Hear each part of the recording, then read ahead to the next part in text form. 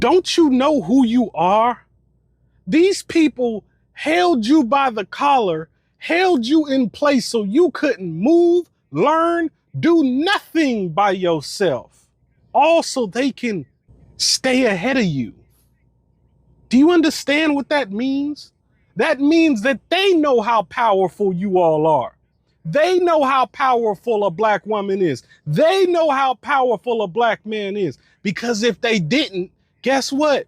They would have pulled themselves up by their own bootstraps and built America on their own instead of going and kidnapping slaves. Oh, wait, white man, I know what you about to say. Oh, but black people weren't the only slaves. No, we weren't. But we were the only ones who've had our identity completely stripped from us.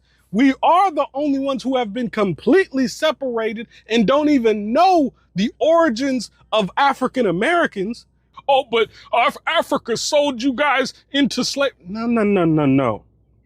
The very few chiefs, kings that did that cooperated, were considered outcasts, alienated, were considered traitors well before that transaction even happened. And plus, it's kind of hard to deny a transaction when we ain't got nothing but bows and arrows and y'all showing up on ships with rifles, making offers that we literally cannot refuse. Let's not forget how America plays. Let's not forget how America presents you with an offer, but the offer is really rhetorical. It's really a trick question. Throughout all the trial and tribulation, throughout all the horrific acts done by you, we are still here. So I ask again, how did you fumble a 400-year head start? How did you fumble a point in time where you were trying to completely eradicate people of color and you couldn't do it? That's why I be so mad at my people. That's why I be so disappointed in my people. That's why I be on y'all the way I be on y'all. Because these motherfuckers know who you are. These motherfuckers know how powerful you are. These motherfuckers know your potential. They just convinced you that your potential is low. They convinced you that you're a nobody. They convinced you that you are nothing and you are lesser than them. When if that was true, they would have built America on their own. They wouldn't have had to go and get them slaves.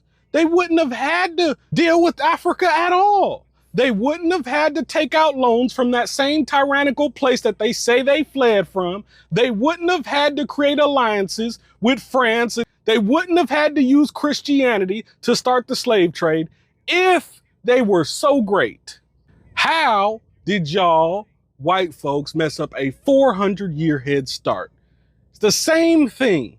Every 4 years, they blaming every issue in America on people of color, on immigrants, when you're an immigrant, on Joe Biden, on Kamala Harris, on Barack Obama. They blame it on everybody except the motherfucker that created the system that we in. White people now are like, oh, woe is me, the country's going to shit. Oh my God, the immigrants. Oh my God, we're gonna lose this. Oh my God, the tyrannical government. Oh my God, what are we gonna do? The America's going to shit. No, America's been shit. You just now finding out. You late to the party. Why did you not listen to people of color when we told you all of this back then? See, when it was beneficial to be white, you ignored all of us. But now that your privilege is virtually gone, dead, because the same system, the same government, the same media that you put in place has gotten greedy and now sees you, white man, as a target too. Yes, you have privilege, or at least you had it. And this is usually where they start whining, oh, what privilege do I have today? The 400-year head start that your ancestors gave you, that's a privilege.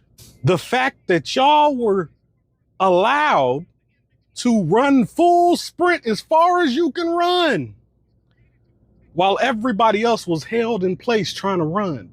Can't get nowhere because they are held by their collar, by your ancestors. How did y'all fumble a 400-year head start? God, I love being black. I love being a person of color. Because do you understand the level of failure that is? Every 4 years, this damn country's on the verge of collapse. Every 4 years, it's the same policies being presented. Every 4 years, it's the same promises broken. And guess what you all do? Still participate in this system. But when shit go bad, hey, we need to change this. They're not going to change nothing. You know why? Because your vote is free. You don't demand nothing for your vote. You don't demand nothing for the dollar.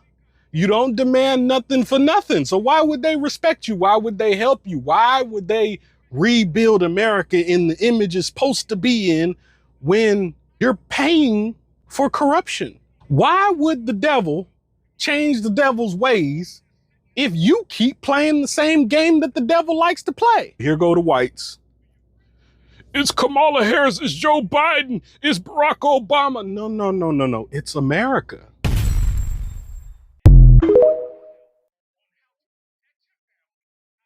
If white folks would have just left everybody alone and went to Antarctica or Iceland or some crap, Greenland or some crap, to start your own America there, wouldn't nobody care. Don't nobody care if you want to have an all-white America. But leave everybody else alone to have their own too. That's the problem that you seem to completely miss all throughout the current time and in history. Nobody gives a damn if you just leave everybody else alone. Do you understand that you are in the middle, you little pale-skinned vampire? You are in the middle of every global conflict there has ever been. Every assassination, every coup, you are in the middle of all of the messy shit all the time. You are at the center of it. When people start investigating, oh, well, I wonder what happened here. I wonder who did this. I wonder how this came to be. Oh, lo and behold, look who's at the center of it, sitting in the damn middle of the room, in the middle of the mess, like a damn mischievous toddler, looking stupid in the face. White folks, specifically white Americans. But I want black people to remember something. White Americans want you to be exactly like them. The reason being, how that started, is because they are Europe's rejects. They didn't just leave. They think that they want you to believe that they just left to start America on this noble trip. No, they were kicked out. They are Europe's rejects. They were removed, thrown out, tossed out from Europe. So they have no place to go but America. So this is why they try to divide you from everybody else in the world. They create negative stereotypes for you. They create negative propaganda for you. They condition and brainwash you into believing the same propaganda. So much so that all the black people now in current time uphold all the negative stereotypes, uphold all of the negativity and bad habits that we have in this community today. We are seeing the result of that historical propaganda play out now, because you got kids that you can't even be positive with. You got adults that you can't even be positive with. And somehow we all sit up here and go, oh, well, it's the dang kids, these dang YNs, and it's the dang women, it's the dang men. No. You're actively contributing in what they want you to contribute in. Divisiveness. We are living and breathing the long-term effect, the result of brainwashing. But you still thinking it's a conspiracy theory, right? Let's go back to the pale-skinned vampire. We don't care about your sundown towns. We don't care about none of your little racist habits, none of your little racist thoughts. We don't care if you would just leave everybody alone. But you don't know. You seem to think the poor pale-skinned vampire, the poor whites, you know, because they kind of slow in the brain, right? They kind of slow. The poor whites, for whatever reason, believe still that nothing's happening in America. And they believe this because it's not happening to them. You know, that's funny, because during slavery, those same whites, oh, well, it's not so bad. We only essayed 1,000 of your women today. That's not that bad. We only executed 1,000,000 children today. We only essayed 1,000 children today. We only chopped off the foots and castrated 20,000 of your men today. It ain't that bad. Oh, I don't see what the hubbub is about. It's the same thing, just evolved. It's the same thing. We're dealing with the same kind of people.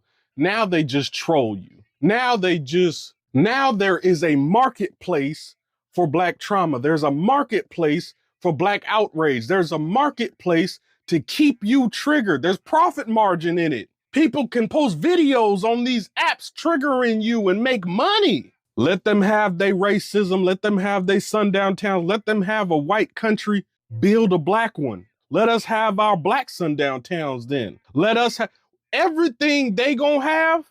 We should have the equal to it. Stop complaining. This is my message to Black folks now. Stop complaining about what they doing. Just match their energy. Well, if you build a 10-foot fence just to keep somebody out, is that showing strength? No. Rather, it shows fear, right? Well, before we go any further, I want to give a shout out to Moses Kane, that is the original creator of the video that we are reacting on. So this brother has put the mirror actually in front of the world and is forcing everyone to look at its reflection. So this is the kind of raw, unfiltered commentary that we need right now. Why? Because we need to stop talking about the victim talk and start having conversations about the honor talk. So this is the Nick Report, and I'm your dearest truly, Nick, right? And today we're going to break down why the systems they built to hold you back are in fact the biggest, compliment they could ever pay you. So let's look at the first point Moses gave us. He calls white supremacy as an inferiority complex, right? Think about it. If a system were truly supreme, don't need to pass laws to stay on top, right? Don't need to suppress your voice. Don't need to bias the algorithm so that it may favor them, right? Apparently, lions don't lose sleep over the opinion of sheep. That we know, right? The fact that they're putting more effort, more energy into suppressing you, into holding you back, means that they see you as a lion. Well, you don't try to cage something which isn't a threat, right?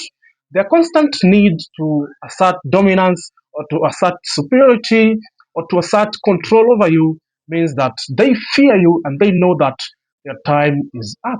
Now, this is where it gets real. Moses rejects the white privilege narrative. Why?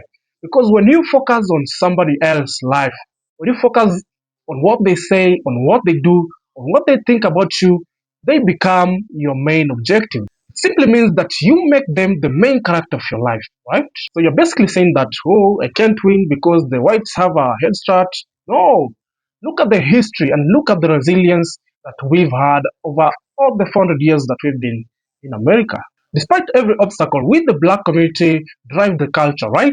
We drive sports, we drive music, and we really drive the innovations that run the world today. When you stop looking at their privilege and start looking at your power, the game really changes. So Moses said something that is really powerful. He said that the existence of the systems designed to pull you down and hold you back is the proof of your greatness as a Black man. Think about the math. If you are truly inferior, they won't need to spend billions of dollars on propaganda and systemic barriers, right? You just fall on your own, right?